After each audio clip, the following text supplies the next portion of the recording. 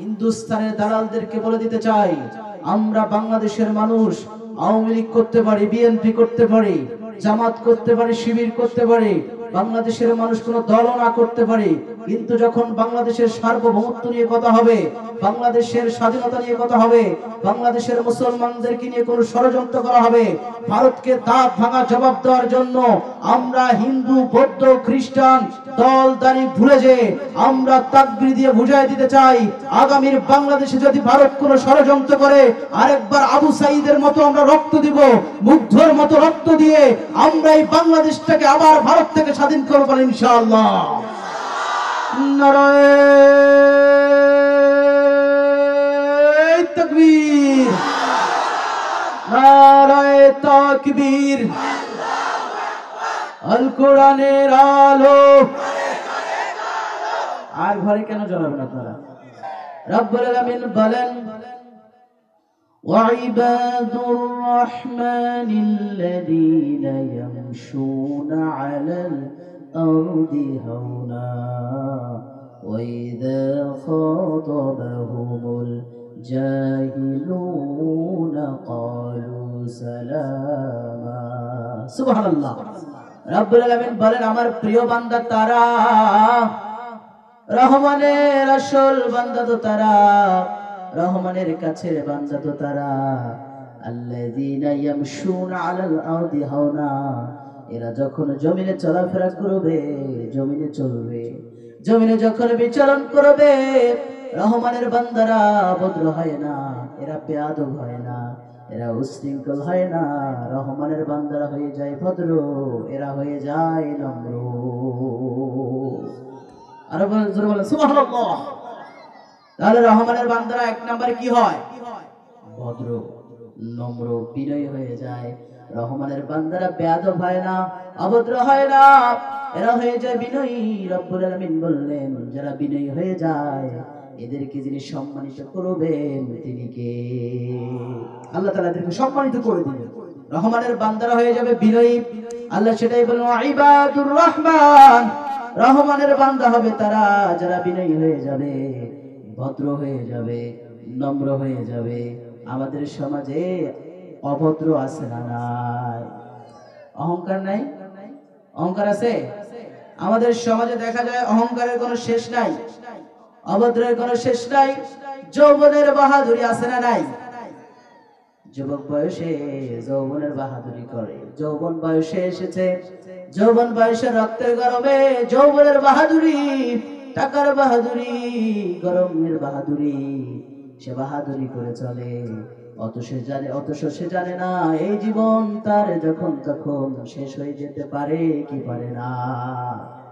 আমরা মসজিদের এলানে যখন শুনতে পাই একটি শোক সংবাদ, একটি শোক সংবাদ, দোদারিয়া এলাকা নিবাসী জনাব আব্দুর রহমানের পুত্র আব্দুল্লাহ গতকাল রাত ৩টার সময় এই দুনিয়া হতে শেষ নিঃশ্বাস ত্যাগ করেছেন। ইন্না লিল্লাহি ওয়া ইন্না ইলাইহি রাজিউন। আমরা মসজিদের এলানে শুধু শুনি না, মসজিদের এলানে শুধু শুনি না দাদা মারা গিয়েছে, মসজিদের এলানে শুধু শুনি না বাবা মারা গিয়েছে, মসজিদের এলানে শোনা যায় অনেকের সন্তান মারা গিয়েছে, ঠিক না?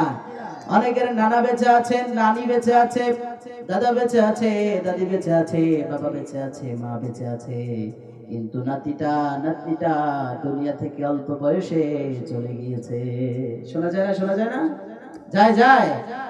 একদিন তোমারই নাম মসজিদে হবে না, তৈরি থেকো, তৈরি রেখো, কবরের মাল সামান, একদিন তোমারই নাম মসজিদে হবে না, একদিন তোমাকে পরিয়ে কাফন, সঙ্গী স্বজন করবে দাফন, হঠাৎ চলে যাবে আদরের ধন, প্রিয় মা বাবার ভাসিয়ে নয়ন, তৈরি থেকো, তৈরি রেখো, সুন্নতি জীবন আমল,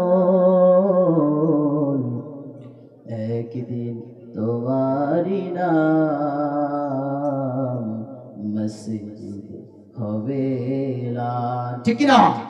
মসজিদে এলান হওয়ার আগে আমার এই শরীরে সাদা কাফন জড়ানোর আগে, ও যুবক ভাইয়েরা, আমার এই শরীরে সাদা কাফন জড়ানো লাগতে পারে কি পারে না?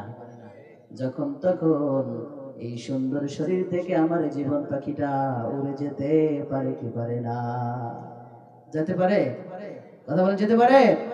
আমরা যখন তখন চলে যেতে পারি, চোখের পলকে আমরা উড়ে যেতে পারি। চোখের পলকে আমার এই সমাজ ছেড়ে, আমার এই বাড়ি ছেড়ে আমাকে একদিন চলে যেতে হবে, আমাকে একদিন মরতে হবে, আমাকে চলে যেতে হবে। এজন্য রব্বুল আলামিন বললেন, আইনামা তাকুনু ইউদরিকুমুল মাউত।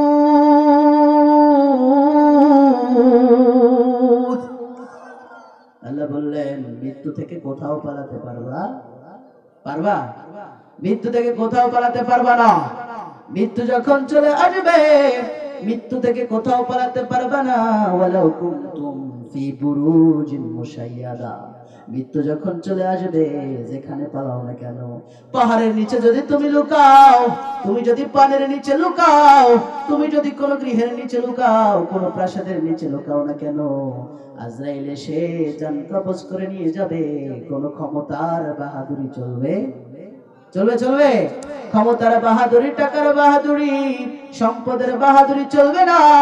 সেনাবাহিনী পাহারা দিবে, বডিগার্ড পাহারা দিবে, বডিগার্ড ঠিকই পাহারা দিবে, বডি পড়ে থাকবে, জান পাখিটা উড়ে চলে যাবে।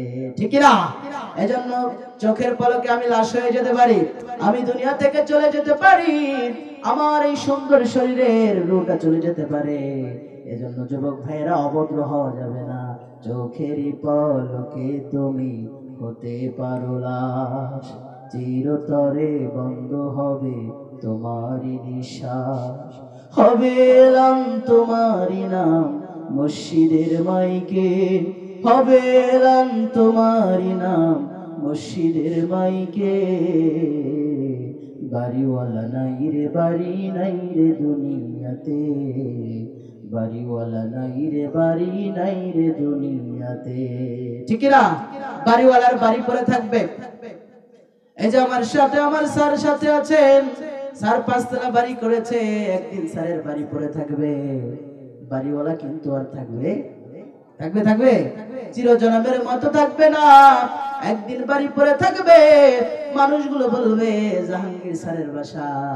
আহারে, সব সময় জাহাঙ্গীর স্যার ঘরে থাকতো, বাসায় আসলে নক দিলে জাহাঙ্গীর স্যারের হাসি মুখটা দেখতে পেতাম। আজকে জাহাঙ্গীর স্যার কত কষ্ট করে বাড়িটা করেছে, কিন্তু শেষ পর্যন্ত রুহটা বের হওয়ার সাথে সাথে এই শীতের কনকনা ঠান্ডার সময়, এই শীতের কনকনা ঠান্ডার সময় আমরা কম্বল ছাড়া থাকতে পারি না। 2-4টা কম্বল লেগে যায়, আমরা তারপরেও আমাদের শীত লেগে যায়, আমরা থাকতে পারি না। এখনই যদি প্রাণ পাখিটা বের হয়ে যায়, আমার শরীর থেকে বের হয়ে যাওয়ার সাথে সাথে আমার ঠান্ডা মাটিতে শোয়া দিবে। শোয়া দেওয়ার পরে আমার শরীর থেকে সুন্দর সমস্ত জামা কাপড় খুলে ফেলবে। জামা কাপড়গুলো যদি সহজে খুলে না যায়, জামা কাপড়গুলো সবগুলো কেচি কেচি দিয়ে কেটে সমস্ত কিছু খুলে ফেলা হবে। আমাকে নেকেট অলঙ্গ অবস্থায় ওই ঠান্ডা ফ্লোরে মাটির শোয়া দেওয়া হবে। আস্তে আস্তে গ্রামবাসীদেরকে খবর দেওয়া হবে। সন্তানগুলো বলবে, আমার বাবা রাত এতটার সময় দুনিয়া থেকে চলে গিয়েছে, তাড়াতাড়ি জানাজার ব্যবস্থা করবে। সন্তানগুলো রাখবে না, গ্রামবাসী বারবার বলবে, লাশটা উপরে রেখো না, লাশটা দাফন দিয়ে দাও, তাড়াতাড়ি দাফন দিয়ে দাও। লাশটা উপরে রাখলে পচে যাবে, গন্ধ বের হয়ে যাবে। এভাবে করে আস্তে আস্তে বাড়িওয়ালাকে বাড়ি থেকে বিদায় করে বাঁশবাগানে দাফন করে দিবে। দিবে না? দিবে না? দিবে? দিবে? হারিয়ে যাবে একদিন আমি, রব নাই ভুবনে চিরদিন। ক্ষমা করে দিও তোমরা আমায়, ক্ষমা করে দিও তোমরা আমায়, ভুল করে থাকি যদি কোনোদিন, হারিয়ে যাব একদিন আমি, রব নাই ভুবনে চিরদিন। ঠিক কি না? একদিন আমরা হারিয়ে যাব, একদিন আমার নাম কেউ মনে রাখবে না, আমার দাদার নাম, আমার নানার নাম যেভাবে মুছে গিয়েছে, একদিন আমার নাম মুছে যাবে, কেউ আমার নাম পর্যন্ত নেবে না। এই যে রব্বুল আলামিন বলছে, ওয়াল তানজুর নাফসুম মা কদ্দামাত লিগাদিন ওয়াত্তাকুল্লাহ। আল্লাহ বললেন, আমার সামনে কি আমল নামা পেশ করবা, কতটুকু আমল আছে, ওই আমলের মধ্যে যদি অভদ্রতা থাকে, মানুষের সাথে খারাপ আচরণ থাকে, মানুষকে কষ্ট দিলে আল্লাহ ক্ষমা করে না। আল্লাহর কোন কাজে যদি আপনি অবহেলা করেন, আল্লাহ আপনাকে ক্ষমা করতে পারে। আপনি নামাজ পড়েন নাই, রোজা রাখেন নাই, হজ করেন নাই, যাকাত দেন নাই, আল্লাহ আপনাকে ক্ষমা করলেও করতে পারে। কিন্তু যদি আপনি মানুষকে কষ্ট দেন, ওই মানুষটা যতক্ষণ পর্যন্ত আপনারে ক্ষমা না করবে, আল্লাহ কখনো ক্ষমা করবে না। ঠিক না? এজন্য ক্ষমতার এই যৌবনের দাপট যুবক ভাইরা দেখানো যাবে না। এই যৌবনের দাপট দেখালে একদিন এই যৌবন শেষ হতে পারে কি পারে না? পারে না, পারে না। এই যৌবন থাকবে না, এই যৌবন থাকার জিনিস নয়। যুবক ভাইদেরকে বলবো, কবরস্থানের দিকে তাকাবা, কবরের কাছে বারবার যাবা, ওই কবরের দিকে তাকিয়ে দেখবা, এখানে শুধু মুরব্বীদের লাশ নাই, এখানে শুধু দাদার লাশ নাই, এখানে শুধু দাদির লাশ নাই, এখানে শুধু বাবার লাশ নাই, আর মায়ের লাশ নাই। এখানে অনেকে যুবক আছে যারা বিবাহ করার স্বপ্ন দেখেছিল, বিজনেস করবে, বাড়ি করবে, গাড়ি করবে, কিন্তু রোড অ্যাক্সিডেন্ট করে ওই যুবকটা দুনিয়া থেকে অল্প বয়সে, মাত্র 18-17 বছর বয়সে দুনিয়া থেকে চলে যায়। এমন প্রমাণ আছে না? নাই নাই নাই, যশোরে আছে। এই জন্য প্রিয় ভাইরা, আমাদেরকে অভদ্র হওয়া যাবে না। রহমানের বান্দা যারা হবে, এরা ভদ্র, এরা হবে বিনয়ী। করেন সুবহানাল্লাহ। ভদ্র হলে সম্মান বাড়িয়ে দিবেন কে? আরো জোরে বলেন কে? অমায়িক ব্যবহার যার মুখে আছে, পৃথিবী ঋণী হয় ঠিক তার কাছে। ব্যবহার জয় করে মানুষের মন, পরাজিত হয়ে যায় অস্ত্র তখন। ঠিক না? আপনার একটা ব্যবহার আপনাকে ইতিহাস করে দিতে পারে। যে ছেলেটার ব্যবহার ভালো, সুন্দর আচরণ, মুরব্বীরা তাকে অনেক ভালোবাসে, সিনিয়র পার্সনরা তাকে অনেক ভালোবাসে, অনেক সম্মান করে, কিন্তু যে ছেলেটার ব্যবহার ভালো না, ওই ছেলেটাকে গ্রামের কেউ দেখতে পারে না। কথা বলে ঠিক কিনা? যুবক ভাইরা, গ্রামের মানুষের সাথে কখনো খারাপ আচরণ করবা না, গ্রামের মানুষের সাথে কখনো বাজে আচরণ করবা না, মুরব্বীদের সাথে কখনো ধমক দিয়ে কথা বলবা না। কারণ এই মুরব্বীরা হচ্ছে আমাদের জন্য ছায়া, এই মুরব্বীরা হচ্ছে আমাদের জন্য মায়া, এই মুরব্বীরা আমাদের পরামর্শদাতা। এরা যখন থাকবে না, গ্রামটা ফাঁকা ফাঁকা মনে লাগবে। একটা মুরব্বী যদি গ্রাম থেকে মারা যায়, গ্রামটা ফাঁকা ফাঁকা লেগে যায়। লাগে না? লাগে না? এই জন্য মুরব্বীদের কাছে দোয়া নিবা, পরামর্শ নিবা, সালাম দিবা। সালাম দিলে যিনি তোমার সম্মান বাড়াইয়া দিবেন, তিনি কে? কথা বলে না, তিনি কে? কিন্তু মুরব্বীদেরকেও একটু কি হতে হবে? বিনয়ী হতে হবে। অনেক মুরব্বী তো আছে যে উনি যা মনে করে, যেটা ঠিক মনে করে ওটাই ঠিক, আর ইয়াংরা যেটা ভালো মনে করে ওটা কখনোই ঠিকই না। এমন মুরব্বী নাই? আছে, আছে। উনি যেটা ঠিক মনে করে, যে আমি যেটা বলবো ওটাই হবে। আর তোর বয়স কত? তোর বয়স কত? তোর বয়স এখনো শুক্রে 8 দিন বা 20 দিন, এরকম 18 বছর 20 বছর বলে আমাদেরকে সব কাজ থেকে দূরে রাখতে চায়। এমন মুরব্বী আছে না নাই? কথা বলা আছে না নাই? মনে রাখতে হবে, আগামীর মসজিদগুলোতে ইয়াংদেরকে মসজিদের সভাপতি বানাতে হবে, মসজিদের সেক্রেটারি ইয়াংদেরকে বানাতে হবে, মসজিদের ক্যাশিয়ার ইয়াংদেরকে বানাতে হবে। এরা যখন মসজিদের সভাপতি ক্যাশিয়ার হয়ে যাবে, ওই মসজিদের উন্নয়নমূলক কাজ করার পাশাপাশি তারা নিজেদেরকেও সংশোধন করবে, পুরো সমাজটাকে সে চেঞ্জ করতে পারে। কথা ঠিক কিনা? যুবকরা সারা সমাজ চেঞ্জ হবে না, যুবকরা সারা চেঞ্জ হবে না। এই যুবকরাই আগামীর বাংলাদেশ, এই যুবকরাই পারে সমুদ্রের ঢেউকে থামিয়ে দিতে। এটার প্রমাণ আছে না নাই? কথা বলা আছে না নাই? এক আবু সাঈদের দুহাত প্রসারিত করে দিয়ে আবু সাঈদ শুধুমাত্র রংপুরকে উদ্ধার করে নাই, আবু সাঈদ শুধুমাত্র বেগম রোকেয়া ভার্সিটিকে উদ্ধার করে নাই, আবু সাঈদ পুরো বাংলাদেশের 17 কোটি মানুষকে উদ্ধার করেছে। আবু সাঈদ মুরব্বী ছিল, কি ছিল? ইয়া, যেখানে বিএনপি, জামাত, কিছুই করতে পারে নাই। সেখানে এক আবু সাঈদ বুক প্রসারিত করে দিয়ে বলে দিয়েছে, গুলি কর, তারপরে এই দেশটাকে আর জালিমের কবরে আমরা পড়তে দিব না। কথা বলে ঠিক কিনা? আমার ভাই মুগ্ধ যুবক ছিল। মুগ্ধরে চেনেন? এই যে পানির বোতল দেখলে মুগ্ধের কথা মনে হয় কি হয় না? হয় যুবক ভাইরা, হয়।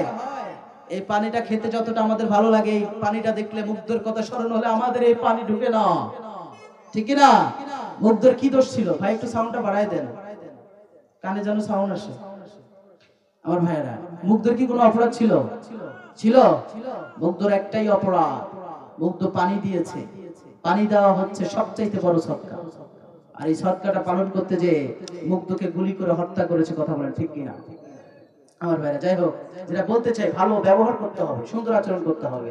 আমার ভাইরা, এই জন্য রব্বুল আলামিন বলছেন ইবাদুর রহমান, রহমানের আসল বান্দা তারা, আল্লাযীনা ইয়ামশুনা আলাল আরদি হাওনা, এরা যখন জমিনে চলাফেরা করবে নম্র ভদ্রভাবে এরা চলাফেরা করবে। সুবহানাল্লাহ।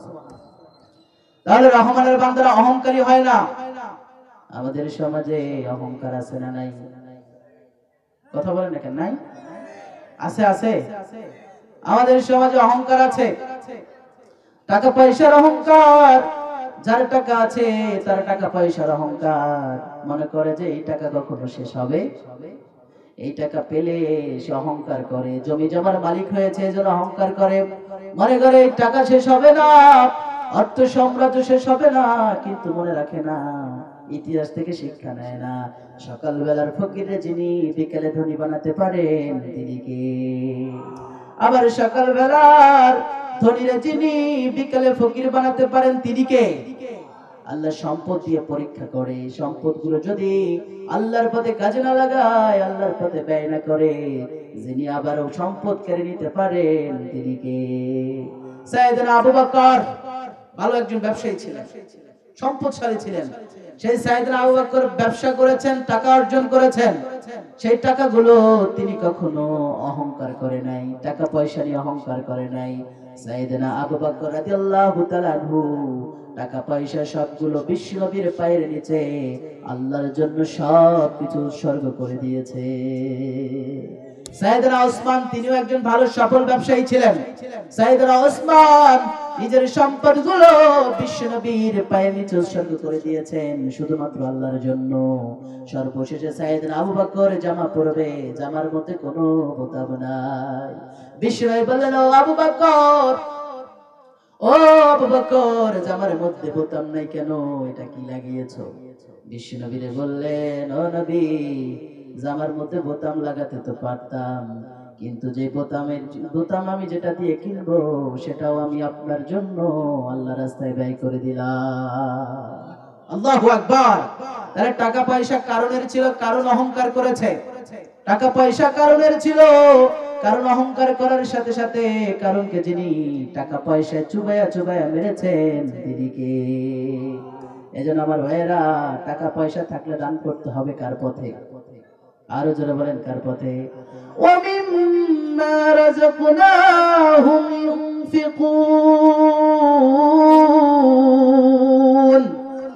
আল্লাহ বললেন, তোমাদের যা আছে তা থেকে তোমরা সবচাইতে বেশি আল্লাহর রাস্তায় ব্যয় করে দাও।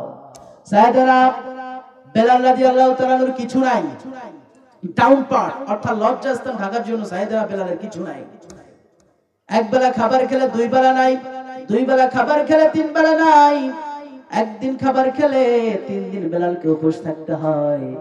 আমাদের তো জামা কাপড়ের অভাব নাই, কিন্তু সাইয়েদনা বেলালের একটা মাত্র জামা ছাড়া কোনো জামা নাই। বিষয় বলেন, ও বেলাল, ও বেলাল, তুমি আল্লাহর রাস্তায় ব্যয় করো।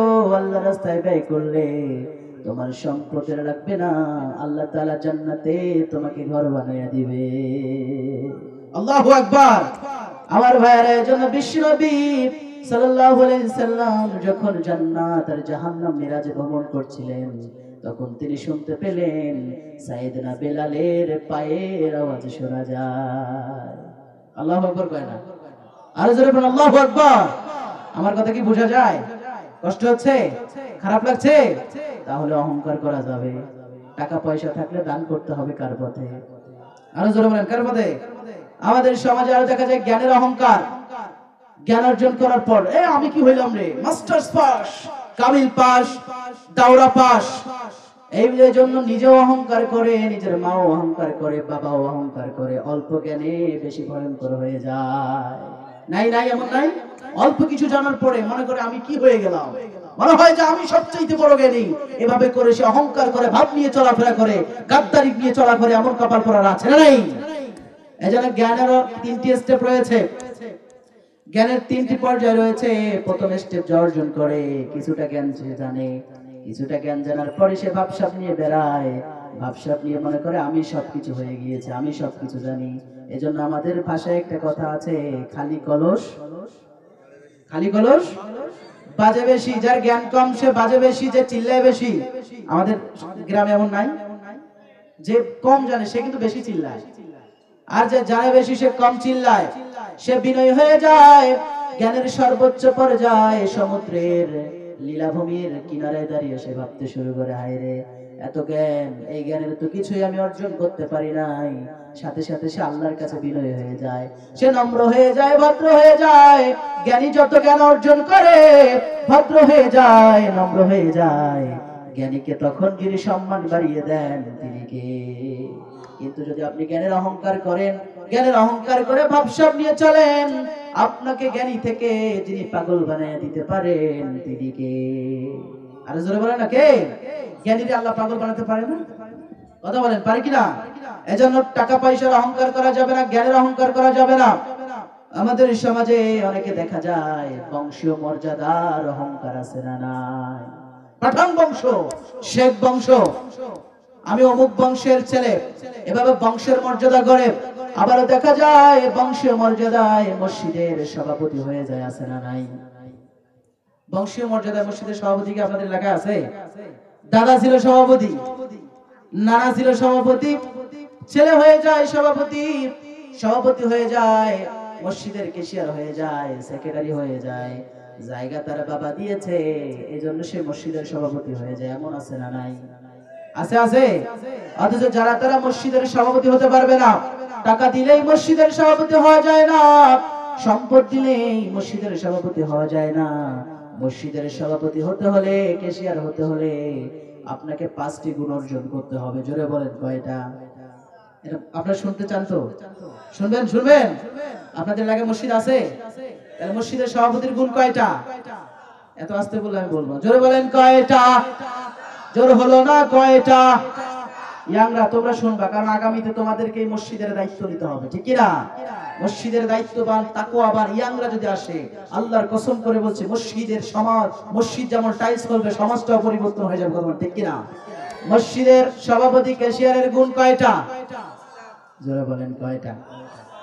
রব্বুল আলামিন বলেন, ইন্নামা ইয়া'মুরু মাসাজিদাল্লাহি মান আমানা বিল্লাহি ওয়াল ইয়াউমিল আখির ওয়া আকামাস সালাতা ওয়া আতাজ যাকাতা ওয়া লাম ইয়াখশা ইল্লাল্লাহ فعسى أولئك أن يكونوا من المهتدين سبحان الله রব্বুল আলামিন বলেন, মসজিদের সভাপতি কারা হবে? ইন্নামা ইয়া'মুরু মাসাজিদাল্লাহ, মসজিদের ক্যাশিয়ার তারা হবে, মসজিদের সভাপতি তারা হবে, মসজিদের দায়িত্বশীল তারা হবে। 1 নাম্বার, মান আমানা বিল্লাহ, আল্লাহর প্রতি যারা ঈমান আনবে তারাই মসজিদের সভাপতি হয়ে যাবে। সুবহানাল্লাহ। ঈমান যার আছে সে মসজিদের সভাপতি হয়ে যাবে। এখন আপনার প্রশ্ন, হুজুর আমার সভাপতির বাবা মুসলমান, দাদা মুসলমান, 14 গোষ্ঠী মুসলমান, খালি মুখে মুখে ঈমান আনলে ঈমানদার হওয়া যায় না। ঈমান আনার পরে ঈমানের উপরে অবিচল থাকা দরকার আছে না নাই? ঈমানের পথে অবিচল থেকে আমার মরণ যেন হয়, তোমারই কাছে মিনতি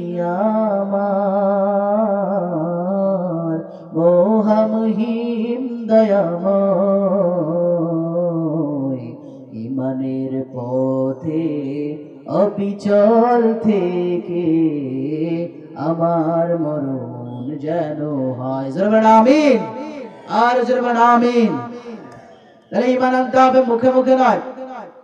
ঈমান আনতে হলে আপনাকে পরিপূর্ণভাবে ঈমান আনতে হবে।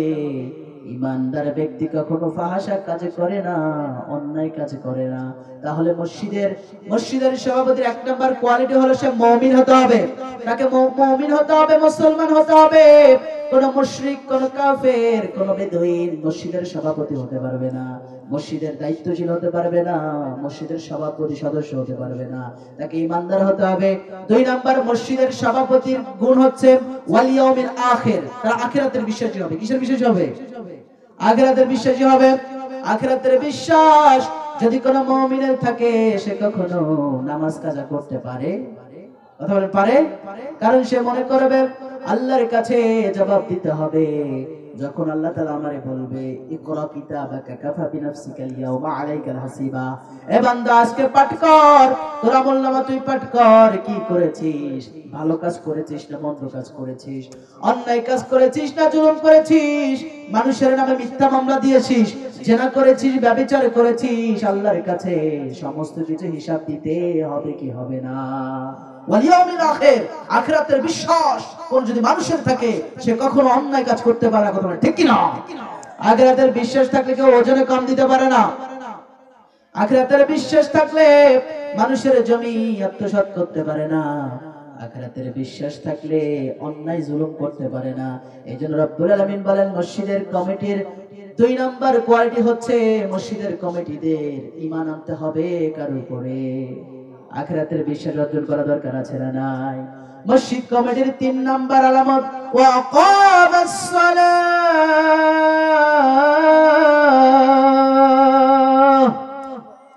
আল্লাহু আকবার নাই? আর জোরে আল্লাহু আকবার। মসজিদ কমিটির 3 নাম্বার কোয়ালিটি হচ্ছে মসজিদের সভাপতিকে নামাজ কায়েম করতে হবে। কি করতে হবে? আপনাদের মনোযোগ আছে? আছে আছে। আমি তো মনে করি যে এত মাহফিলের প্রয়োজন নাই। প্রত্যেকটা মসজিদ এর থেকে যদি হকের আওয়াজ আসে, প্রত্যেকটা মসজিদের খতিব যদি প্রত্যেক জুমা কোরআনের একটি আয়াত দিয়ে ব্যাখ্যা বিশ্লেষণ করে, এত মাহফিলের প্রয়োজন নাই। প্রত্যেক সপ্তাহে মানুষের ঈমান জাগ্রত করার জন্য মসজিদের খতিব সাহেবের এক একটা বক্তব্য, এক একটা লেকচারই যথেষ্ট। কথা বলেন ঠিক কি না? কিন্তু মসজিদ থেকে তো এখন হকের আওয়াজ আসে না। 17 বছরে আমরা দেখেছি মসজিদের মেম্বারগুলো থেকে যখনই হকের আওয়াজ আসতো, ক্ষমতাসীন দলের অনেক উগ্রবাদী লোকেরা, মসজিদের সভাপতিরা, মসজিদের ক্যাশিয়াররা, মসজিদের সেক্রেটারিরা, মসজিদের খতিব ইমামদেরকে মসজিদ থেকে বের করে দিয়েছে। কথা বলেন ঠিক কি না? এমন হয় নাই? যশোরে হয় নাই? ইমাম সাহেব নামাজের কথা বললে খুশি, ইমাম সাহেব রোজার কথা বললে খুশি, ইমাম সাহেব হজের কথা বললে খুশি। যখন ইমাম সাহেব বলে আলা লাহুল খালকু আলাম, এই জমিন আল্লাহর, আইন চলবে আল্লাহর, তখন ইমাম সাহেবের বিরুদ্ধে মিথ্যা মামলা এবং ইমাম সাহেবের চাকরি থাকে না। কথা বলে ঠিক কি না? যদি এখন হয়, এটা কি আমরা মানবেন? মানা যাবে? মানা যাবে? তাহলে মসজিদের সভাপতির 3 নাম্বার গুণ হচ্ছে তারা কি করবে? নামাজ কায়েম করবে। কি করবে?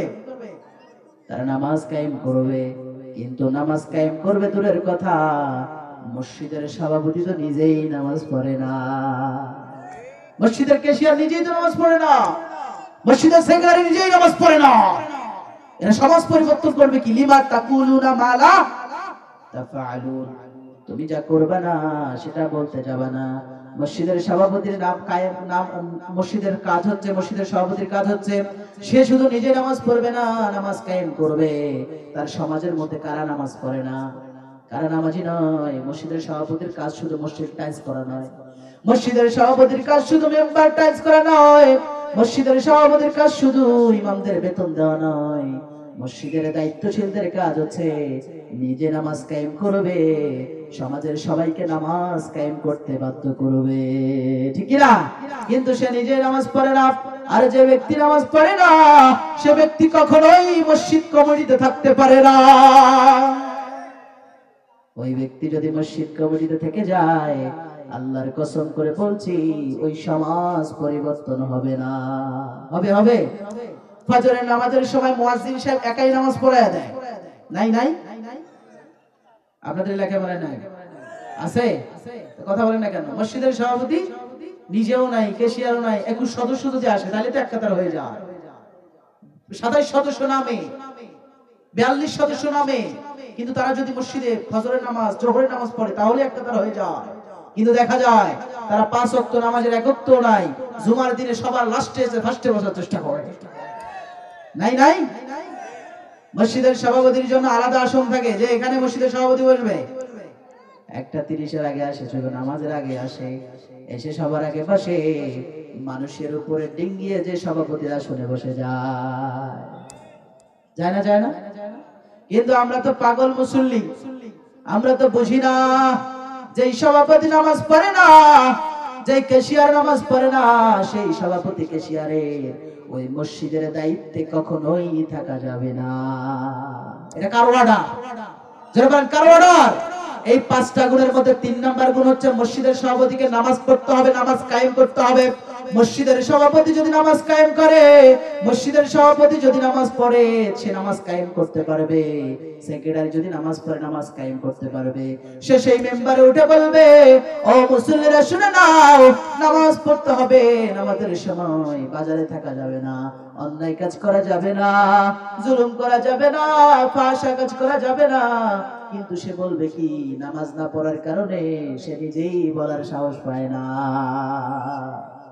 নামাজ কায়েম করো, নামাজ কায়েম করো, হবে সম্মানী তুমি, হবে জান্নাতি তুমি, হবে সম্মানী তুমি, হবে জান্নাতি তুমি, দেবেন কাল হাসরে শীতল ছায়া আরশে আজিম, রব্বিয়াল আলা রব্বিয়াল আযীম। বলেন সুবহানাল্লাহ। তাহলে মসজিদের দায়িত্বশীলদের 3 নাম্বার কোয়ালিটি কি? কি করবে এরা? নামাজ কায়েম করবে। মসজিদের সভাপতি, ক্যাশিয়ার, দায়িত্বশীলদের 4 নাম্বার কোয়ালিটি হচ্ছে তারা যাকাত দিবে। জোরে বলেন, কি দিবে? যাকাত দিবে। মসজিদের সভাপতি, ক্যাশিয়াররা যাকাত দিবে। মসজিদের কমিটিদের 5 নাম্বার বৈশিষ্ট্য হচ্ছে ওয়ালাম ইয়াখশাল্লাহ।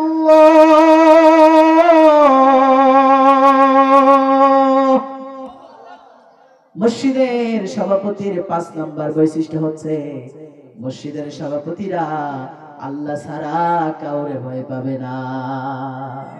পাবে পাবে। মসজিদের সভাপতি ক্যাশিয়াররা কচু পাতার পানির মতো টলমল করবে না। কচু পাতার পানি যেদিকে, ওদিকে তারা যাবে না। মনে করেন যে কচুর পাতার পানি কি স্থির থাকে? যেদিকে কাইত হয় সেদিকে চলে যায়। কথা বলেন ঠিক কিনা? বৃষ্টি যেদিকে ছাতা সেদিকে ধরবে না। মসজিদের সভাপতি ক্যাশিয়াররা বলবে, ও খতিব সাহেব, যদি বাংলাদেশে কোনো আলেমকে নিয়ে ষড়যন্ত্র করা হয়, আপনার বয়ানে কখনো আলেমদের বিরুদ্ধাচরণ হবে না, পক্ষে কথা চলবে। ও খতিব সাহেবকে বলে দিব, যদি ইসলামের বিরুদ্ধে কোনো কথা চলে, আপনি আপনার দীপ্ত কণ্ঠে আপনি প্রতিবাদ করবেন। যদি ভারতের কোনো আধিপত্য বাংলার জমিনে কায়েম করতে দেওয়া হয়, আপনার দীপ্ত কণ্ঠে আপনি প্রতিবাদ করবেন। আর এই প্রতিবাদ করতে যেয়ে যদি জীবন দিতে হয়, আমি সভাপতি জীবন দিব, ক্যাশিয়ার জীবন দিবে, সেক্রেটারি জীবন দিবে, তারপরেও এই মসজিদে হকের আওয়াজ বন্ধ হবে না। কথা বলেন ঠিক কিনা? কিন্তু যদি দেখা যাচ্ছে আমি মসজিদের মেম্বারে যখন আমরা ভারতের আধিপত্যের বিরুদ্ধে কথা বলি, ভারতের যে হিন্দুস্তান সংগঠন, উগ্র সংগঠন ইসকনের বিরুদ্ধে কথা বলি, তখন এক শ্রেণীর কোরআনগারেরা আমাদেরকে বলে আমরা নাকি পাকিস্তানের দালাল। বলে না? বলে না? বলে না? আমার বুঝে আসে না, আমার বুঝে আসে না। আমরা কথা বলি ভারতের বিরুদ্ধে, আমরা কথা বলি উগ্র সংগঠনের বিরুদ্ধে, আমরা কথা বলি চট্টগ্রামে আমার ভাইকে জবাই করে হত্যা করা হয়েছে, এজন্য আমরা ইসকনের বিরুদ্ধে কথা বলি। এজন্য যদি আমাদের বিরুদ্ধে যদি বাধা আসে, মনে রাখতে হবে এরা কখনো মুসলমানদের সন্তান হতে পারে না, এরা শাহজালালের উত্তরসূরি হতে পারে না, এরা হচ্ছে গৌর গোবিন্দের উত্তরসূরি। কথা বলেন ঠিক কিনা? আমার এই বাংলাদেশে মুসলমানদের সন্তানকে হত্যা করবে। বাংলাদেশ কত? 90% মুসলমানের দেশ। 92%। কত? 90? 92% মুসলমানদের দেশ। এই বাংলাদেশে এক মুসলমান ভাইকে হত্যা করেছে। আপনার যদি শরীরে আগুন না জ্বলে, মনে রাখতে হবে আপনার রক্ত পরীক্ষা করে দেখেন, আপনার রক্তের মধ্যে আব্দুল্লাহ ইবনে উবাই রক্ত প্রবাহিত আছে, আপনার রক্তের মধ্যে গৌর গোবিন্দের রক্ত প্রবাহিত আছে। এই রক্ত যদি ঠিক থাকতো তাহলে অবশ্যই আপনি আপনার জায়গা থেকে প্রতিবাদ করতেন। কথা বলেন ঠিক কিনা আমার ভাইয়েরা? যেটা বলতে চাই, ওয়ালাম ইয়াখশা ইল্লাল্লাহ, মসজিদের সভাপতি কেশিয়াররা আল্লাহ ছাড়া কাউরে ভয় করবে? কথা বলেন, ভয় করবে? কিন্তু তারা ভয় তো দূরের কথা, তারা তো নিজেরাই যখন খতিব সাহেব সুদের বিরুদ্ধে কথা বলে, দেখা যায় অনেক মসজিদের সভাপতি কেশিয়ার নিজেরাই সুদ খায়। কথা বলে ঠিক কিনা? খায় না? খায় না? খাওয়ার কারণে তারা মসজিদের দায়িত্বশীল হওয়ার পরে এরা আমাদের খতিব সাহেব মুসল্লিদেরকে বের করে দেয়। কথা বলেন ঠিক কিনা? এটা মনে রাখতে হবে, 2024 সালের আগের বাংলাদেশ আর 2024 সালের 5 আগস্টের পরের বাংলাদেশ এক নয়। এখন যদি কোনো আলেমদেরকে বিনা কারণে মসজিদ থেকে বাদ দেওয়া হয়, মুসল্লিরা আর বসে থাকবে না, মুসল্লিরা এর জন্য প্রতিবাদ করবে। প্রয়োজনে সভাপতিকে বের করে দেওয়া হবে, কেশিয়ারকে বের করে দেওয়া হবে, তারপরে বাংলাদেশের মুসলমানরা আলেমদের অপমান সহ্য করবে না। আমার ভাইরা প্রতিবাদ করবেন তো ইনশাআল্লাহ। তাহলে মসজিদের কমিটির কয়টি বৈশিষ্ট্য? এক নম্বরে কি? ঈমান আনতে হবে। কি আনতে হবে? 2 নম্বরে আখিরাতের বিশ্বাসী হবে, 3 নম্বরে সালাত কায়েম করবে, 4 নম্বরে যাকাত দিবে, 5 নম্বরে আল্লাহ ছাড়া কাউকে ভয় করবে না। এই 5টা কাজ, এই 5টি বৈশিষ্ট্য যদি আপনার মসজিদের কমিটি, সেক্রেটারি এদের মাঝে কারো না থাকে, এদের মসজিদে থাকার কোনো যোগ্যতা, কথা বলেন যোগ্যতা, আর এনারা যদি আপনার মসজিদে থাকে, কিয়ামত পর্যন্ত ওই মসজিদ কখনো আদর্শ সমাজে পরিণত হবে? কথা বলেন হবে? আমার ভাইরা, তাহলে বলেন বংশীয় মর্যাদার অহংকার করা যাবে? যাবে না। আমরা হতে হবে ভদ্র, নম্র, বিনয়ী হতে হবে, কোনো অহংকার চলবে না। আমাদের সমাজে আরো দেখা যায় ক্ষমতার অহংকার আছে না নাই? নাই? কথা বলেন আছে? ক্ষমতার অহংকার নাই? আপনারা কি সব ভুলে গেছেন? গত বছর যখন আমি এখানে বসে আল্লামা মামুনুল হকের কথা বলেছিলাম, বলি নাই? পরিমণির বিরুদ্ধে কথা বলেছিলাম। আপনারা কি আমার চিনছেন? কারা কারা চিনছেন একটু হাত তুলেন তো। মাশাআল্লাহ, অনেকেই তো চিনছেন। আমি কি কোন দলের বিরুদ্ধে কথা বলেছিলাম? বলেন, বলেছিলাম? কোন নেতার বিরুদ্ধে বলেছিলাম? আমি আলেম হয়ে আলেমের পক্ষে কথা বলেছিলাম। আমি নর্তকী বেশ্যাদের বিরুদ্ধে কথা বলেছিলাম। আমি বলেছিলাম যে আল্লামা মামুনুল হকের হাতে হাত করা পরানো হয়েছে। আমি বলেছিলাম মুফতি আমির হামজাকে বিনা কারণে জেলখানায় বন্দী করা হয়েছিল। আমি বলেছিলাম পরিমণিরা হাজারো অন্যায় অপরাধ করার পরেও তাদেরকে কোনো বিচারের আওতায় আনা হয় না, জামাই আদরে তাদেরকে জেলখানায় রাখা হয়, আর বিনা কারণে আলেমদেরকে হত্যা করা হয়। এজন্য ক্ষমতার পাওয়ারে, ক্ষমতার দাপটে আমাকে এখানে কাউন্টার এবং বাধা দেওয়া হয়েছিল। কথা বলে ঠিক কিনা? আমি সেটাই বলতে চাই, ক্ষমতার অহংকার, টাকার অহংকার চিরস্থায়ী নয়। আজকে মাহফিল ঠিকই হচ্ছে, আজকে মেরাজুল ইসলাম আফ্রিদি ঠিকই কথা বলছে, কিন্তু ক্ষমতার অহংকারীদেরকে খুঁজে পাওয়া যায় না। ক্ষমতার চেয়ার ঠিকই পড়ে আছে, চেয়ারের মালিককে খুঁজে পাওয়া যায় না। এজন্য মনে রাখতে হবে, ক্ষমতার অহংকার, টাকার অহংকার যারা দেখাবে, মাহফিল যারা বন্ধ করতে হবে আসবে, আল্লামা মামুনুল হকের মতো উত্তরসূরিদের জবান যারা স্তব্ধ করতে আসবে, তারা নিশ্চিন্ন হয়ে যাবে। আগামীর বাংলাদেশ তাদেরকে থুতু নিক্ষেপ করবে। কথা বলেন ঠিক কিনা? ক্ষমতার স্থায়ী চিরস্থায়ী নয়। ওই যে বলে না, যে থাকে চেয়ারে সে থাকে কি? কি থাকে? গিয়ারে। ওই যে বাংলাদেশে একটি গাড়ি লঞ্চ হয়েছে, রয়্যাল এনফিল্ড, নাম শুনছেন? কি নাম? Royal Enfield. বাংলাদেশে 150 সিসি 160 সিসির গাড়ি, আমার হচ্ছে 150 সিসির এফজেড ভার্সন 2 গাড়ি একটা আছে। তো সেটাই আমি বাংলাদেশের রাস্তাতে 110 120 উঠাতে পারি না, যে রাস্তার অবস্থা, ঠিক কি না? এই বাংলাদেশে 360 সিসির গাড়ি বের হয়েছে। যুবকেরা 150 সিসি গাড়ি পারে না, যে পিকআপটা ভেঙে ফেলে। মানে রাস্তা শেষ হয় না কেন, পিকআপটা ভেঙে ফেলে এত জোরে, একদিকে একাইতে একবার একাইতে হয়, হয়ে তারা অহংকার করে গাড়ি চালায়। যখন যুবকটা গাড়ি চালায়, তখন সে মনে করে আমি তো এখন আছি গাড়িতে, সে দেয় ইচ্ছা মতো গিয়ার, শব্দ বাস্টিং করে সে চলতে থাকে। কিন্তু মনে রাখতে হবে, এই গাড়িরও একটা শেষ আছে। হঠাৎ যুবকটা পড়ে যেমন অ্যাক্সিডেন্ট হয়ে তার হাত পঙ্গু হয়ে যায়, পা পঙ্গু হয়ে যায়। ক্ষমতার চেয়ারে বসে যারা অতিরিক্ত মাত্রায় অহংকার করবে, যারা বিনা কারণে আলেমদেরকে জেলখানায় বন্দী করবে, আলেমদের নামে মিথ্যা মামলা, জেল জরিমানা করবে, আলেমদেরকে মিথ্যা মামলা দিয়ে জেলখানায় বন্দী করে কোরআনের পাখির মতো জগৎ বিখ্যাত আলেমকে 13 বছর জেলখানায় বন্দী করে যারা আমার কোরআনের পাখিটাকে শহীদ করে দেওয়া হয়েছে, আল্লাহর কসম করে বলছি, এই ক্ষমতার দাপট চিরস্থায়ী থাকে না। ফিরাউন নমরুদের মতো এদেরকে চুবায়া চুবায়া আল্লাহ মারবে। কথা বলেন ঠিক কিনা? আমি তো বুঝি না। ক্ষমতার দাপট, এই ক্ষমতার দাপট যারাই দেখায় এতে ধ্বংস আছে না নাই? ফিরাউন দেখিয়েছে, ফিরাউনকে যিনি নীল নদে চুবাইয়া চুবাইয়া মেরেছেন তিনি কে? নমরুদ দেখিয়েছে, নমরুদের যিনি জুতা দিয়া পিটাইয়া পিটাইয়া মেরেছেন তিনি কে? আবু জাহেল দেখিয়েছে, আবু জাহেলকে যিনি দুধের শিশু বাচ্চা দিয়ে হত্যা করেছেন তিনি কে? সে আল্লাহর সাথে যারা গাদ্দারি করবে, আলেমদের সাথে যারা গাদ্দারি করবে, এদেরকেও যিনি দুনিয়া থেকে নিশ্চিহ্ন করবেন তিনি কে? এটা রব্বুল আলামিন বলেন ক্ষমতার অহংকার দেখানো যাবে না, ক্ষমতার অহংকার দেখানো যাবে না। অহংকার সেটা তো হচ্ছে আমার চাদর, যারা অহংকার করে তারা যেন আমার চাদর নিয়ে টানাটানি করে। নাউজুবিল্লাহ পড়েন, আরে জোরে নাউজুবিল্লাহ। ক্ষমতার অহংকার এটা তো ফিরাউনের স্বভাব। রব্বুল আলামিন বলেন ওয়াস্তাকবারা হুয়া ওয়া জুনুদুহু ফিল আরদি বিগাইরিল হক। ফিরাউন এবং তার সৈন্যরা কোনো কারণ ছাড়াই অহংকার করেছে, এমনি এমনি অহংকার, এটা করেছি ওটা করেছি, আমি তোমাদের রব, আমি তোমাদের প্রতিপালক। ফিরাউন বিনা কারণে অহংকার করেছে। ফিরাউনকে যিনি মেরেছেন তিনি কে? পৃথিবীতে কেউ তো স্থায়ী হয় না, হোক না সে ফিরাউন কিবা নমরুদ, কেউ হবে চিরকাল রয় না। ঠিক না? পৃথিবীতে কেউ তো স্থায়ী হয় না, হোক না সে ফিরাউন কিবা নমরুদ, কেউ হবে চিরকাল রয় না। এজন্য আমার ভাইয়েরা ক্ষমতা দেখানো যাবে না, অহংকার করা যাবে না, ক্ষমতার দাপট দেখা যাবে না। কারণ রব্বুল আলামিনের নির্দেশ অহংকার করা চলবে না, দাপট দেখানো চলবে না। ওয়ালা তামশি ফিল আরদি মারহা ইন্নাকা লাম তাখরিকাল আরদা ওয়া লাম তাবলুগাল জিবালা তুলা। আল্লাহু আকবার, আল্লাহু আকবার।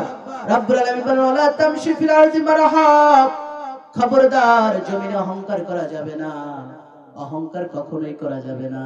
যারা অহংকার করবে এদেরকে যিনি চুবাইয়া চুবাইয়া মারবেন, নিশ্চিহ্ন করে দিবেন তিনি কে?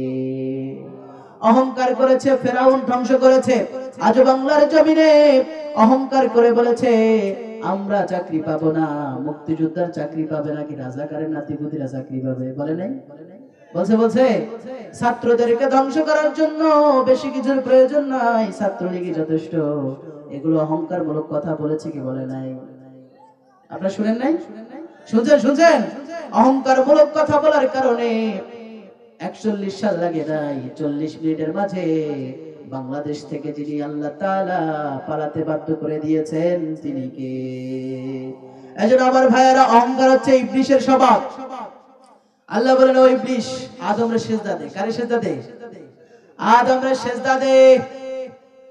ইবলিস বলে আদমরে কেন সিজদা দিব, আদমরে কেন সিজদা দিব, আমি তো হচ্ছে আগুনের তৈরি, আদম হচ্ছে মাটির তৈরি, আমি কেন ওরে সিজদা দিব? আগুন হচ্ছে ঊর্ধ্বগামী আর মাটি হচ্ছে নিম্নগামী, আমি তো ওরে সিজদা দিতে পারবো না। আল্লাহ বললেন আদমরে সিজদা দে, সিজদা দিতে বলেছি সিজদা দে, কিন্তু শয়তান সিজদা দেয় নাই। সিজদা না দেওয়ার কারণে শয়তানকে যিনি শয়তান বানিয়ে দিয়েছেন তিনি কে? আর জবান কে? এজন্য অহংকার করা যাবে না। রহমানের বান্দার এক নাম্বার গুণ ওয়া ইবাদুর রাহমানিল্লাযীনা ইয়ামশুনা আলাল আরদি হাওনা ওয়া ইযা খাতাবাহুমুল জাহিলুনা ক্বালু সালামা। চিল্লায়া বলেন সুবহানাল্লাহ। আমার ভাইয়েরা যেন অহংকার আল্লাহর চাদর, আমরা যে কোনো অহংকার করতে পারি না। অনেক যুবক ভাইয়েরা স্ট্রাকচারের অহংকার দেখায়, এমন আছে না নাই? কথা বলে আছে না নাই? শরীরের পাওয়ারের অহংকারী দেখায়, মনে করে যে এই যৌবন শেষ হবে না, কিন্তু এই যৌবন যখন তখন যিনি শেষ করতে পারেন তিনি কে? অনেক মেয়েরা দেখা যায় বিনা কারণে অহংকার করে, সৌন্দর্যের অহংকার করে চলে, অহংকার দিয়ে বের হয়, নিজের সৌন্দর্য প্রকাশ করে। আমি মা বোনদেরকে বলতে চাই ও মারা, অহংকার করা যাবে না। ও মায়েরা, অহংকার করা যাবে না, সৌন্দর্য প্রকাশ করা যাবে না। মনে রাখতে হবে তোমার মতো কত বাপ শরীরের স্ট্রাকচার দেখিয়েছে, শরীরের সৌন্দর্য দেখিয়েছে, কিন্তু স্ট্রাকচার সৌন্দর্য বেশি দিন স্থায়ী করতে পারে নাই। আল্লাহ তাআলা যখন বার্ধক্য ভয় দিয়ে দিয়েছে, তখন স্ট্রাকচারের দিকে কেউ তাকায় নাই। আল্লাহর কাছে যাওয়ার পরে তাদের জন্য জাহান্নাম আছে না নাই? আর জন্য আছে না নাই? এজন্য অহংকার যারাই করে তাদেরই পতন আছে না নাই? অনেকে দেখা যায় বাহিরে খুব সুন্দর আচরণ করে, কিন্তু ঘরে যে পিতা মাতার সাথে খারাপ আচরণ করে, এমন আছে না নাই? বাহিরে খুব সুন্দর আচরণ, বাহিরে সবার সাথে ভালো কথা, কিন্তু ঘরে যে পিতা মাতার সাথে ঝাঁকুনি দিয়ে কথা বলে, আমরা আছে না নাই?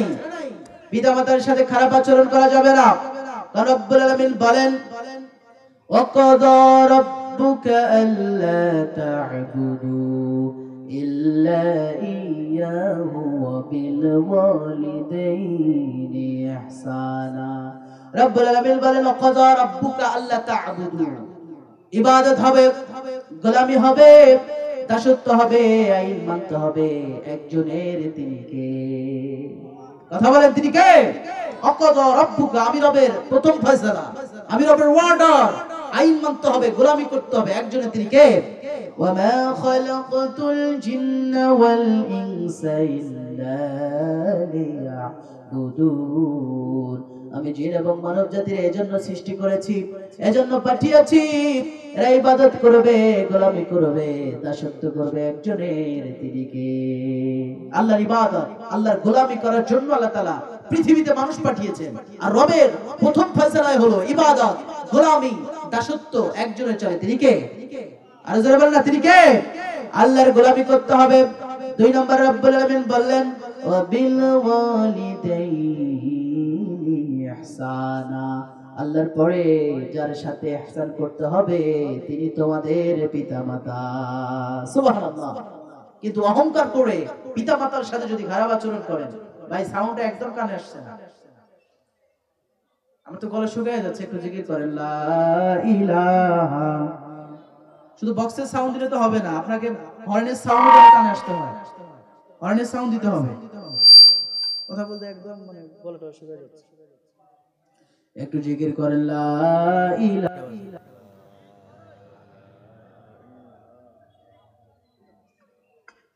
লা ইলাহা।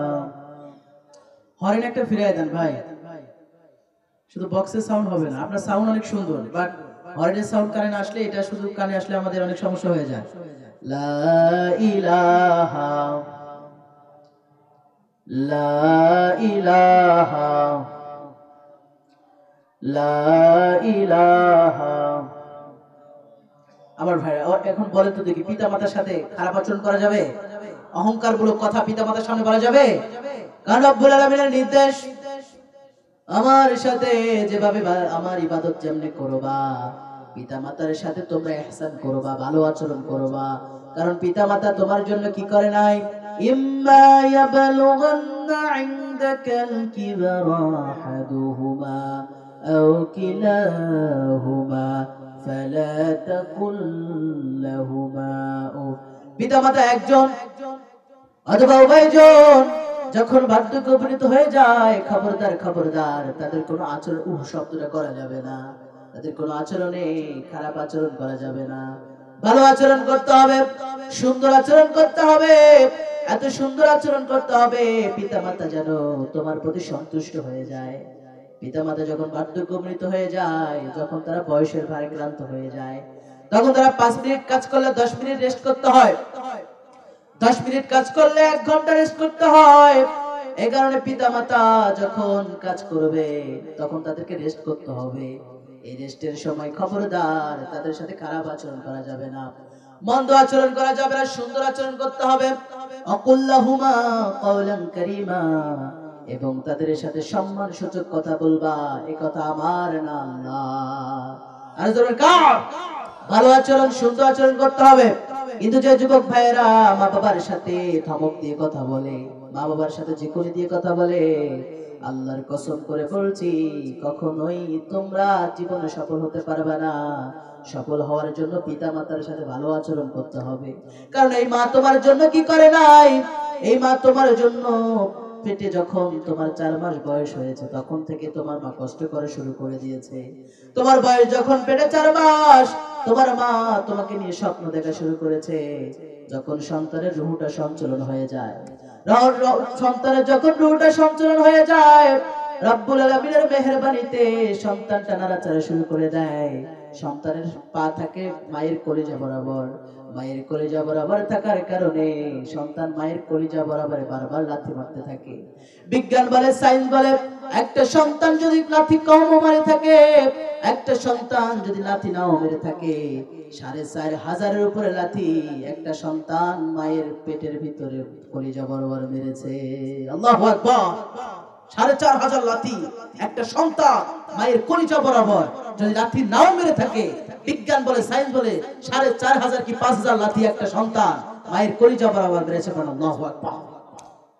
মা আবার যখন শোয়া অবস্থায় থাকে, মা যখন ঘুম অবস্থায় থাকে, সন্তানটা লাথি মারার কারণে মা ঘুম থেকে জাগ্রত হয়ে যায়। ডান কাঁধে থাকলে লাথি মারার কারণে মা আমার বাম কাঁধে চলে যায়। বাম কাঁধে লাথি মারার কারণে মা আমার বসে যায়। রাত্রে বেলা একা একা বেড়ায় আর আল্লাহর দিকে তাকিয়ে বলে, রব্বুল আলামিন, আমার সন্তানটা নেক হায়াত দান করে দাও। প্রয়োজন হলে আমার অর্ধেক হায়াত দিয়ে দাও, তারপরে আমার সন্তানটা জীবিত আমার কাছে দিয়ে আসো। আল্লাহর কাছে বাবা দোয়া করেছে আর বারবার স্বামীরে বলেছে, ওগো স্বামী, পেটের ব্যথার যে কি তীব্রতা, আমি মনে হয় আর আমি বাঁচবো না। আমি কি মারা গেলে তুমি বিবাহ করবা, আমি কি মারা গেলে তুমি শাদী করবা। স্বামী বারবার বিরক্ত হয়ে বলে, সব কথা খবরদার বলবা না। তখন স্ত্রী বলে, স্বামী গো, এত তীব্রতা, এই তীব্রতা আমি কিন্তু সহ্য করতে পারি না। এভাবে করে আমার মা আমার আপনারে জন্ম দিয়েছে। বিজ্ঞান বলে, সায়েন্স বলে, একটা মা যদি ব্যথার যন্ত্রণা সহ্য করেছে এত বেশি সহ্য করেছে, 52টা হাড় একসাথে ভাঙলে যে কষ্ট হয়ে যায়, তার চেয়ে বেশি কষ্ট আমার মা করে আমারে আপনারে জন্মদান করেছে। সুবহানাল্লাহ। সেই মায়ের সাথে খবরদার খারাপ আচরণ করা যাবে না। আমার মা ইচ্ছা করলে জন্মের পরে আমারে গলা টিপে হত্যা করতে পারতো। আমার প্রতি বিরক্ত হয় নাই, বারবার কান্না করেছি, তারপর মা বিরক্ত হয় নাই। আস্তে আস্তে যখন বড় হতে শুরু করলাম, মারে জিজ্ঞাসা করি, মা ওটা কি? মা বলে গ্লাস। মারে আবার অবুঝের মতো প্রশ্ন করি, মা ওটা কি? মা বলে চক। মারে প্রশ্ন করি, মা ওটা কি? মা বলে চেয়ার। মারে প্রশ্ন করি, মা ওটা কি? মা বলে গাড়ি। মারে বারবার প্রশ্ন করি, তারপরেও মা আমার বিরক্ত হয় না। মা আমার বিরক্ত না হয়ে বারবার উত্তর দেয় আর আকাশের চাঁদের সাথে তুলনা করে বলে, বাবা, ওই যে আকাশের চাঁদটা দেখতে পাও, এই আকাশের চাইতে আমার আহমাদ, আমার সন্তান সবচাইতে সুন্দর সন্তান। সুবহানাল্লাহ। এই বাদাম, এই ছেলে, এটা বাদাম বিক্রির জায়গা? এটা কে, কোন জায়গা থেকে আসছে ধরেন তো? বেয়াদব, বেয়াদব। ওঠো, উঠাই দেন, আমাদের উঠাই দেন, যাও। বেয়াদব। এতক্ষণ থেকে বারবার দেখতেছি, এদিকে আরেকজন আছে, এদিকে কে? এমনি পরিবেশটা সুন্দর পরিবেশ না হওয়ার কারণে সমস্যা হচ্ছে, তারপরে বারবার এখানে আবার বাদাম বিক্রি করছে। স্বেচ্ছাসেবকরা কি করে? দোকানে এমনিতেই বাংলাদেশে যে মাহফিলের অবস্থা, বাংলাদেশের মাহফিলের প্রতি মানুষের অনীহা সৃষ্টি হওয়ার কারণ, বাংলাদেশের মাহফিলের স্টেজের মানুষের চাইতে বাংলাদেশের মাহফিলগুলোতে মেলাতে বেশি মানুষ হয়। ঠিক কিনা বলেন? আমি তো মনে করি বাংলাদেশের এই মাহফিলগুলোতে যদি মাহফিলের আয়োজন করে, এই মেলা নামক যত পূজা মণ্ডপ আছে সমস্ত কিছু আগে বন্ধ করে তারপর মাহফিল করা উচিত। ঠিক কিনা বলেন? মাহফিলের নামে মেলা হবে, মাহফিলের নামে ছেলে মেয়ে একসাথে ঘোরাঘুরি করবে, আর এখানে কোরআনের তাফসীর হবে। এই কোরআনের তাফসীর কখনো আল্লাহ পর্যন্ত পৌঁছাবে না। মাহফিল কমিটির দায়িত্ব শুধু বক্তা আনা নেয়া নয়। মাহফিল কমিটির দায়িত্ব হচ্ছে এই যে মেলা নামক যেগুলো ভণ্ডামি চলে, এই যে এখানে গান বাজনা সব না হলেও এখানে মেয়েদের আনাগুলো আছে না নাই? কথা বলা আছে না নাই? ছেলে মেয়ে একসাথে এই মেলাতে ঘোরাফেরা করে, সে ওখানে বিক্রি করে তো দূরের কথা, সে এখানে এসে আবার বিক্রি করতেছে। এই ছেলে ধরেন তো, এই ছেলে বেয়াদব।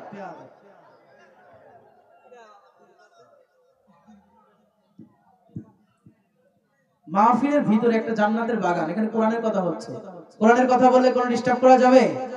কথা বলে ডিস্টার্ব করা যাবে? ডিস্টার্ব করা যাবে না। যুবক ভাইয়েরা, আমরা চাই যত রকমের নির্যাতন স্টিম রোলার হয়েছে, আমরা চাই সমস্ত কিছুর জুলুম স্টিম রোলার নির্যাতনের পরে আগামীর বাংলাদেশ হোক কোরআনের বাংলাদেশ। নাকি আপনারা চান? কথা বলেন, চান? কারা কারা চান দুহাত তুলে আল্লাহর দেখান। নারায়ে তাকবীর, নারায়ে তাকবীর। আল কোরআনের আলো সংসদে জালো, নারায়ে তাকবীর। আমার ভাইরা, সর্বশেষ আপনাদের সামনে আর 10 থেকে 15 মিনিট আমার সময় আছে। সর্বশেষ কথা বলেন, আল্লাহ তাআলা দিন প্রতিষ্ঠা করা আমাদের জন্য কি? যারা বলেন কি? আরো জোরে বলতে হবে। দিন মানে কি? দিন মানে জীবন ব্যবস্থা, ইসলাম। আমার ভাইরা, এটা একমাত্র পথ। এই পথ ছাড়া অন্য কোনো পথ আছে? কথা বলা আছে? রব্বুল আলামিন বলেন, শারআ লাকুম মিনাদ-দীনি মা ওয়াসসা বিহি নূহান ওয়াল্লাযী আওহাইনা ইলাইক ওয়া মা ওয়াসাইনা বিহি إبراهيم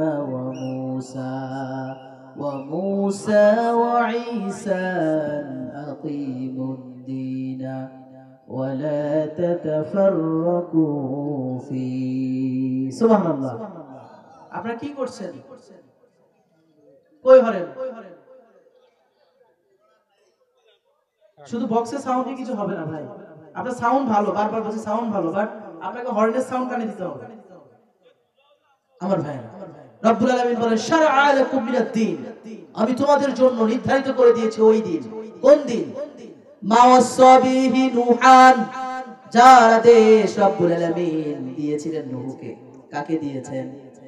নূহ আলাইহিস সালামকে দিয়েছেন।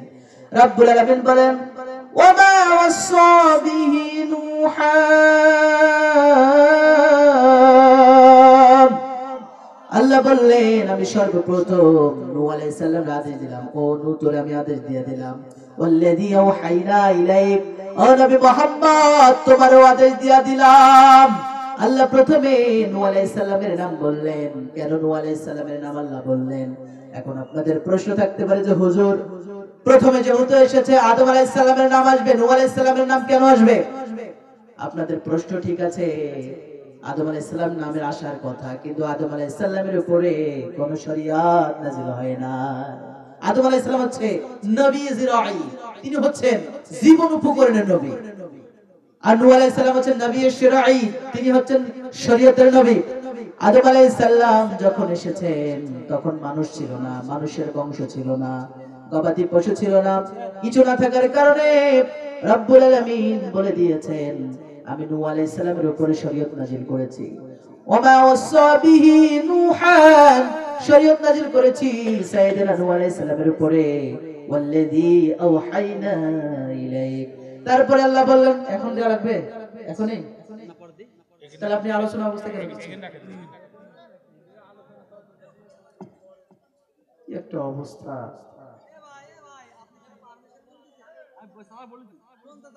আলোচনা অবস্থায় যদি এত কিছু হয় তাহলে কথা বলা যায়?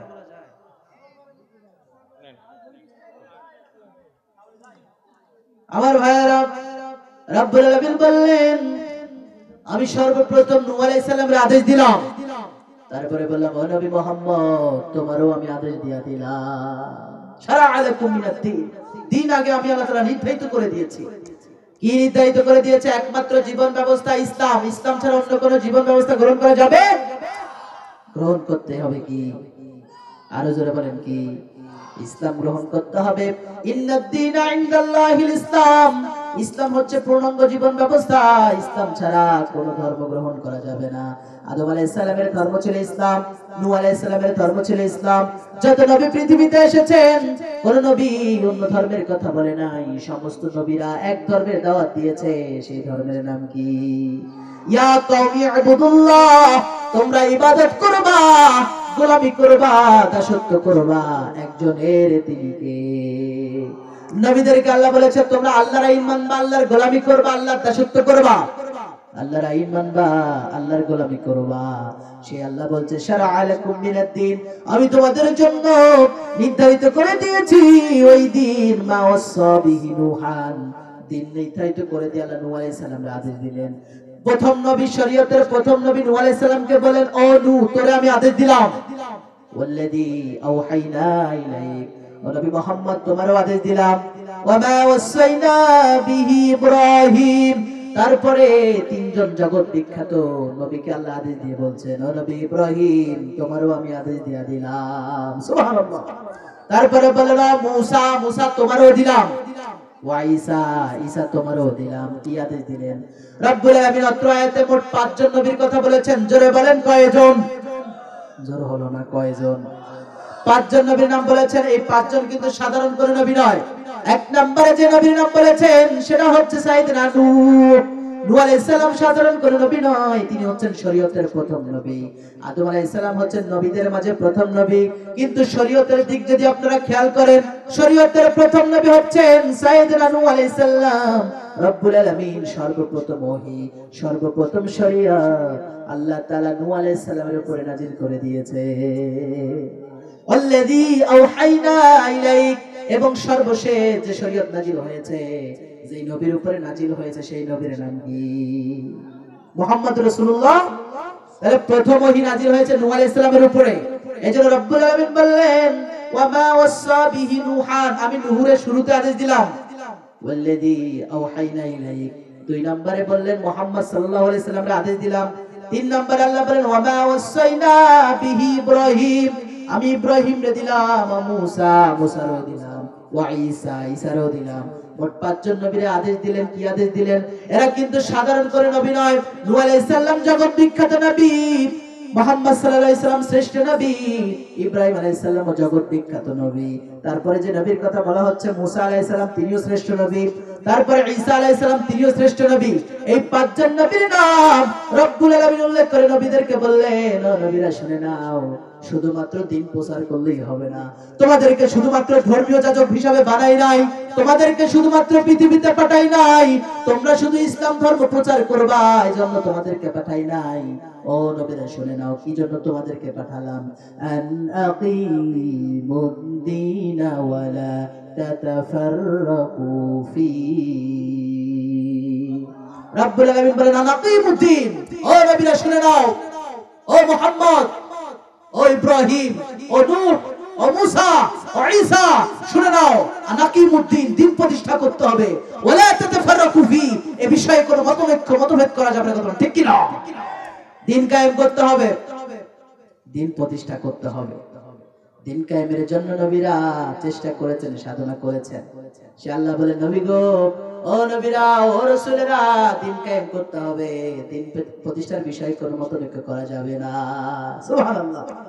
আমার ভাইরা, এই 5 জন নবী দ্বারা শুধু 5 জন নবীকে আল্লাহ বুঝায় নাই। কোরআনুল কারীমটা হচ্ছে একটা সংক্ষিপ্ত কিতাব, যেখানে রব্বুল আলামিন সংক্ষিপ্তভাবে বুঝিয়েছেন। আল্লাহ যেমন বলেছে অরকাউ মা'আর রাকিঈন, তোমরা রুকুকারীদের সাথে রুকু দাও। এখন কেমনে রুকু দিবা? বসে দিবে না খাড়ায়া দিবা? দাঁড়িয়ে দিবা না বাম দিকে হয়ে দিবা না ডান দিকে হয়ে দিবা? এটা কিন্তু রব্বুল আলামিন কোরআনে বলে নাই। বিশ্বনবী সাল্লাল্লাহু আলাইহি সাল্লাম হাদিস দিয়ে সব কিছু বুঝিয়ে দিয়েছেন। সুবহানাল্লাহ। তারপরে রব্বুল আলামিন বলেছে ওয়াসজুদ ওয়াখতারিফ, সিজদা দাও। সিজদা দিলে আমার নিকটবর্তী হয়ে যাবা। কেমনে সিজদা দিবা, কিভাবে সিজদা দিবা সেটা কিন্তু রব্বুল আলামিন বলে নাই। আল্লাহ রাব্বুল আলামিন শুধু সিজদা দেওয়ার কথা বলেছে, নামাজ পড়ার কথা বলেছে, কয়েকটা পড়বা, কিভাবে পড়বা এটা কিন্তু বলে নাই। বিশ্বনবী সাল্লাল্লাহু আলাইহি সাল্লাম সমস্ত কিছু ব্যাখ্যা করে বুঝিয়ে দেয়। আল্লাহ রাব্বুল আলামিন অত্র আয়াতে 5 জন নবীর নাম বলে শুধু 5 জন নবীকে বোঝায় নাই। এই 5 জন নবী দ্বারা রব্বুল আলামিন সমস্ত নবীদেরকে বুঝালেন। সাইয়েদনা আদম আলাইহিস সালাম বাদে সমস্ত নবীদেরকে একটাই রব্বুল আলামিন আদেশ দিয়েছেন, আন আকিমুদ্দিনা ওয়ালা তাতাফাররাকু ফি। সুবহানাল্লাহ। ও নবীরা শুনে নাও, দিন প্রতিষ্ঠা করতে হবে, দিন বিজয় করতে হবে। এই দিন বিজয় করার জন্য আমি আল্লাহ তাআলা তোমাদেরকে পাঠিয়েছি। বলেন সুবহানাল্লাহ। ওয়ালা তাতাফাররাকু ফি, এই বিষয়ে কোনো মতনৈক্য চলবে না, কোনো মতভেদ চলবে না। আমাদের মাঝে অনেক মতনৈক্য আছে, মতভেদ আছে। যেমন আহলে হাদিসের মসজিদে যদি যান, সেখানে বুকে হাত বাঁধে, আছে না? আহলে হাদিসের ভাইদের মসজিদে বুকে হাত বাঁধে, আছে না নাই? কিন্তু হানাফির ভাইয়েরা কিন্তু নাভির নিচে হাত বাঁধে। হানাফির ভাইদের মসজিদে জোরে আমিন বলে, হানাফির ভাইদের মসজিদে আস্তে আমিন বলে। জোরে আমিন বললে যিনি কবুল করবেন তিনি কে? আস্তে আমিন বললেও যিনি কবুল করবেন তিনি কে? বুকে হাত বাঁধলেও যিনি কবুল করবেন তিনি কে? নাভির নিচে হাত বাঁধলেও যিনি কবুল করবেন তিনি কে? হাত যদি নাও বাঁধে তাও নামাজ হবে কি হবে না? ছোটখাটো বিষয় নিয়ে মারামারি করা যাবে না, কিন্তু আমরা ছোটখাটো বিষয় নিয়ে মারামারি করি, ঠিক কিনা? আজকে দেখেন বাংলাদেশে মার্কাজ অর্থাৎ যেখানে ইজতেমা হয়, আপনারা কি ঘটনা শুনছেন? ইজতেমাকে কেন্দ্র করে আজকে তাবলীগের দুই গ্রুপে সংঘর্ষ হয়ে, তাবলীগের দুই গ্রুপে সংঘর্ষ হয়ে, সাত গ্রুপ জুবাইর গ্রুপ সংঘর্ষ হয়ে 3 জন নিহত হয়েছে। বলে নাউজুবিল্লাহ। আরো আসতে বলে নাউজুবিল্লাহ, আরো জোরে বলে নাউজুবিল্লাহ। আমি এটা দীপ্ত কণ্ঠে ঘোষণা করতে চাই, জিহাদ যখন করার ডাক আসে তখন তোমাদেরকে খুঁজে পাওয়া যায় না।